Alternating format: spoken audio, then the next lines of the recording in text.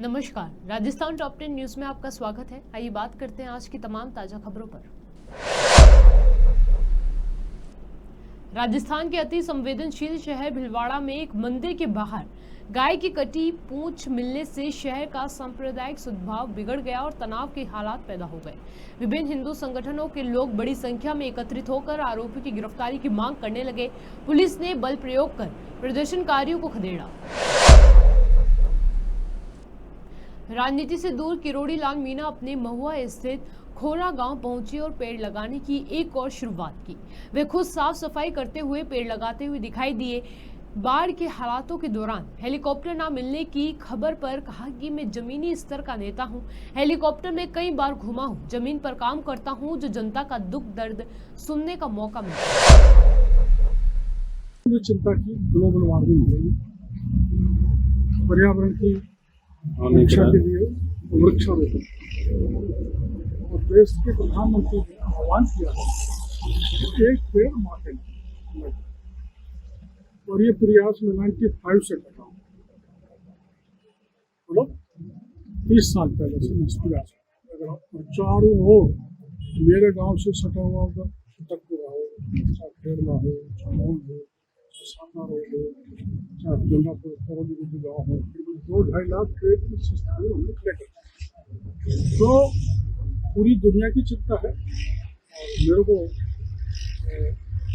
भगवान ने ये काम करने का आशीर्वाद दिया।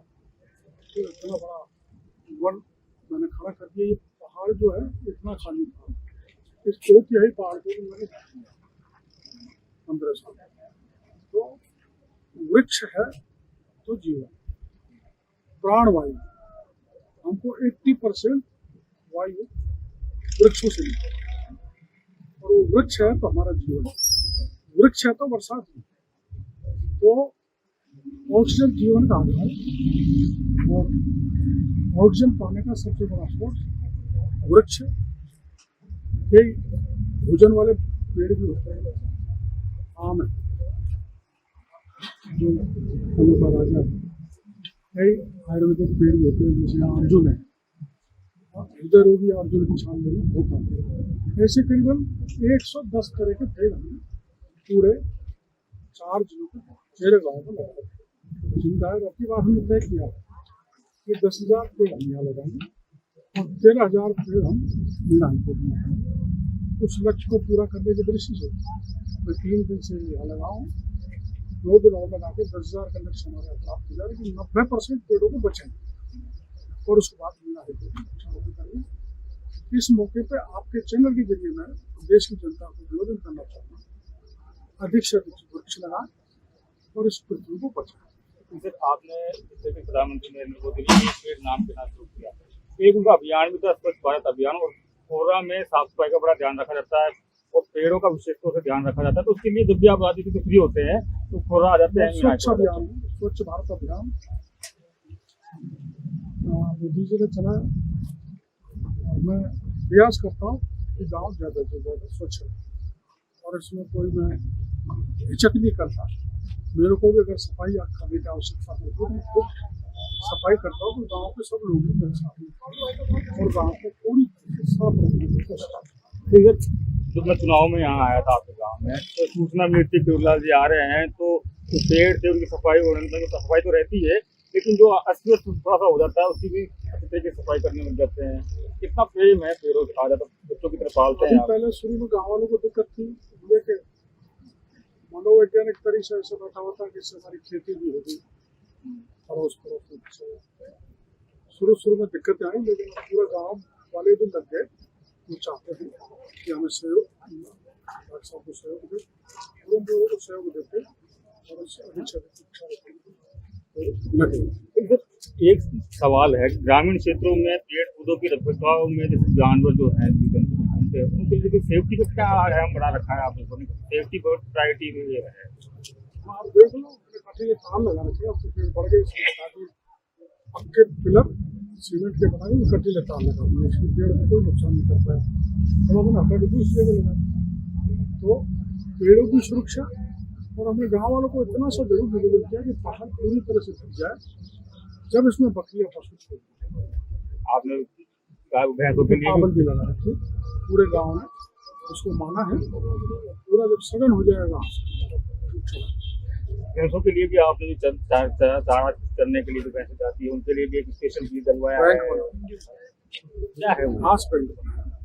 वो घास दूध बढ़ाता तो उसको उनकी एक अलग जोन बना दी जहाँ वो चला। रोबी मार्जिन की बात की सर, आपका प्रबंधन के मंत्री भी हैं, आज अपने इस्तीफा दे दिया है, लेकिन किस तरीके से अब तक क्या अपडेट आया है, कितना नुकसान हुआ है, कुछ किसानों का बरसात नुकसान हो हुई है पूरी राजस्थान में, जहाँ 15-20 साल से 30 साल से हल्की बरसात नहीं हुई तो खूब अच्छी बरसात हुई है।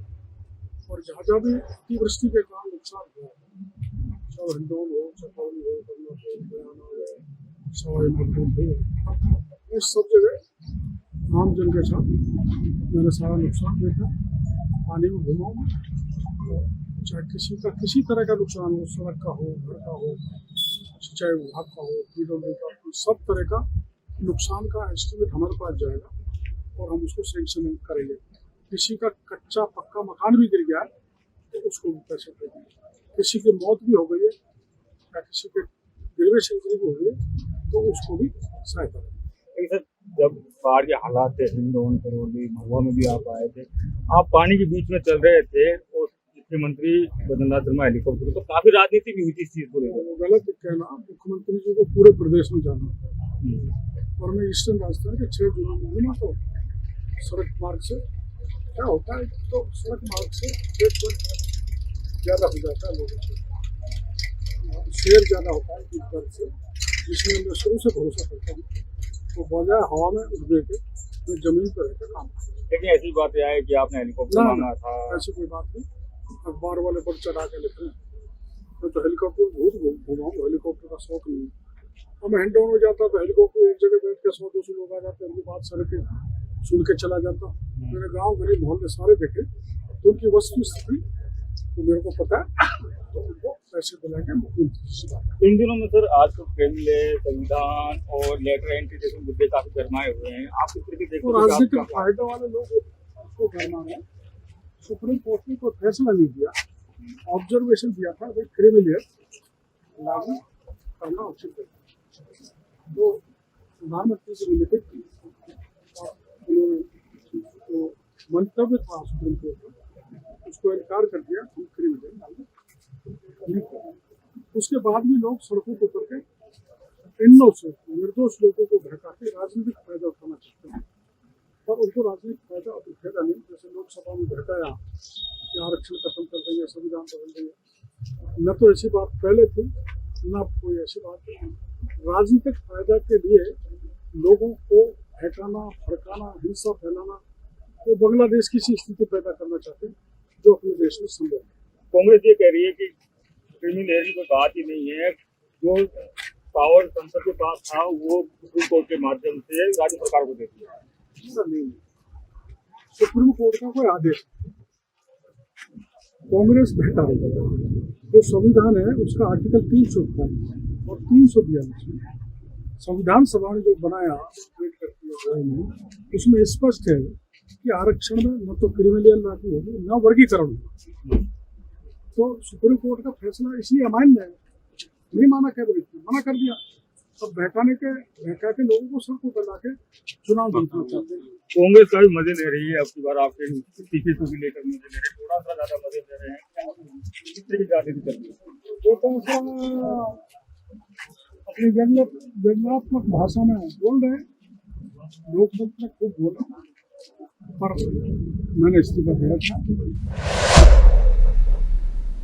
उदयपुर प्रवास पर आए विश्व हिंदू परिषद के राष्ट्रीय अध्यक्ष आलोक कुमार खेरादीवाड़ा स्थित स्कूल छात्र देवराज के घर पहुंचे, जहां उन्होंने देवराज की तस्वीर पर पुष्प अर्पित कर नमन किया और परिजनों को देवराज के निधन पर ढांढस बंधाया।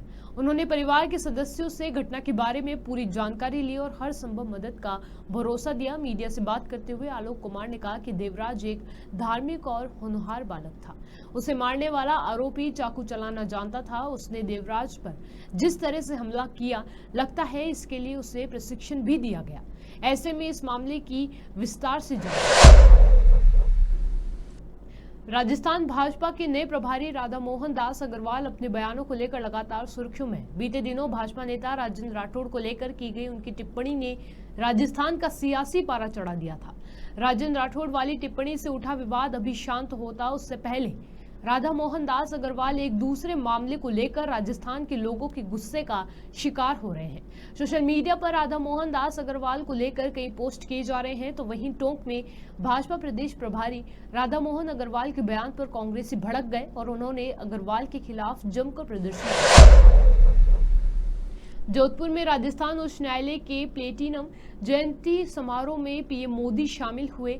इस दौरान पीएम मोदी ने अपने संबोधन में कहा कि हम एक सामान्य नागरिक के दृष्टिकोण से सोचे तो दशकों से हमारे यहाँ कोर्ट के आगे चक्कर शब्द, कोई बुरा मत मानना, चक्कर शब्द अनिवार्य हो गया था। कोर्ट का चक्कर, मुकदमे का चक्कर, यानी एक ऐसा चक्कर जिसमें फंस गए तो कब निकलेंगे। झुंझुनू के पचेरी कला थाना क्षेत्र के रायपुर अहिरान जीएसएस पर ठेके पर लगे कर्मचारी के साथ मारपीट की गई। शटडाउन नहीं देने पर आक्रोशित आरोपियों ने उसे बिजली की मशीन से धक्का दे दिया। इससे वे करंट में झुलस गया। गंभीर हालत में उसे जयपुर रेफर। हनुमानगढ़ जिले में दिन दहाड़े एक व्यक्ति की गोली मारकर हत्या कर दी गई। दिन दहाड़े युवक की हत्या के बाद लोग आक्रोशित हो गए और हाईवे जाम कर दिया।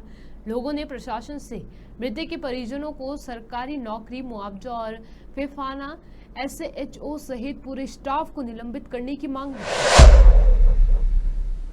टोडाभीम थाना क्षेत्र के जोल व डोरावली गांव में 4 महीने पूर्व हुए डबल हत्याकांड में फरार चल रहे 35,000 के 2 इनामी आरोपियों को टोडाभीम पुलिस ने गिरफ्तार किया है। वहीं आपको बता दें कि 8 अप्रैल की रात करीब 10 बजे 4 आरोपियों ने घर में घुसकर अलग अलग स्थानों से 2 युवकों को गोली मारकर हत्या कर दी थी, जिस पर पुलिस ने तत्वीरता दिखाते हुए हत्या के मुख्य आरोपी सहित हथियार सप्लाई करने वाले को गिरफ्तार कर लिया और जिन्हें न्यायालय में पेश करते हुए जेल भेजा जा चुका है। वहीं बाकी रहे 3 और अपराधियों की तलाश में जुटी पुलिस ने मामले से जुड़े 2 और अपराधियों को गिरफ्तार कर लिया है, जिससे पुलिस को दूसरी बार सफलता हाथ लगी। बाराशहर के मातना रोड पर ढाबे के सामने फायरिंग कर युवक की हत्या के मामले में फरार 3 आरोपियों को पुलिस ने गिरफ्तार कर लिया है। पुलिस तीनों आरोपियों से हथियार बरामदगी करने के बाद अन्य खुलासों को लेकर गहनता से पूछताछ कर रही है।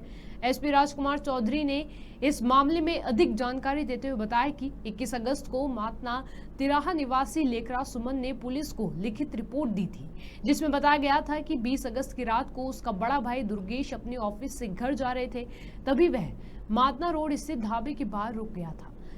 ढाबे के बाहर 2 बाइक से नयापुरा निवासी गौतम सुमन, गोपाल कॉलोनी निवासी ललित प्रजापति, अभिषेक बेरवा भी वहां आए, जिन्होंने आते ही दुर्गेश के साथ गाली गलौज कर धक्का मुक्की शुरू की।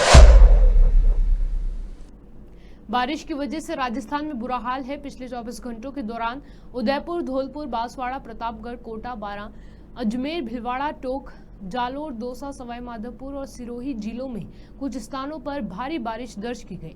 अगले 24 घंटे की बात करें तो डूंगरपुर, बांसवाड़ा, प्रतापगढ़, सिरोही और उदयपुर में मौसम विभाग की ओर से रेड अलर्ट जारी किया गया है, यानी यहां अत्यंत भारी बारिश होने की संभावना है। मौसम विभाग ने बताया कि 28 अगस्त से राज्य में बारिश की गतिविधियां कम होने की।